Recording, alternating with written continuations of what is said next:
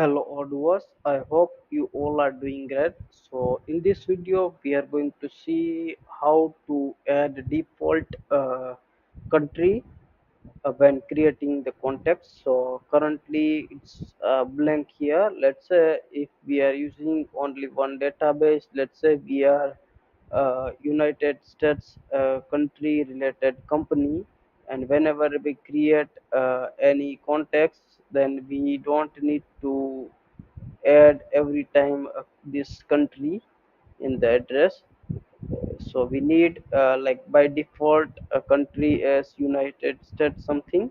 So how to achieve? Okay, so for that we need to check the country. You can go here, and if we see here, this is United States, and in the address bar in URL we can copy the ID of the company, external ID of this country, and we can go to settings and activate the developer mode. I have already activated, and then we will go to technical, scroll down, and here we can see user defined defaults, and we create a new one, and we search here the fields, let's say country, right? And we need for context, so we will search this context, and here the country, right? And we have copy the ID of United States, so this is 233, and we save.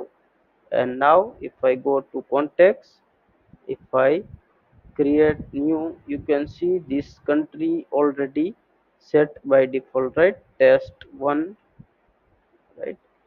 If I create new, you can see. So in this way we can set any value as by default, right?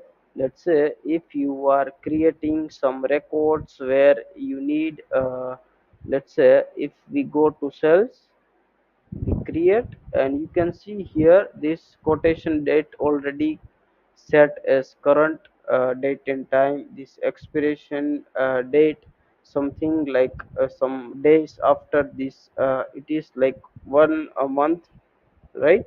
So in this way, somewhere if we need like date as today date something, then this user defined defaults will helpful to you, right? So I hope this video will helpful to you to set the default country in context. Thank you.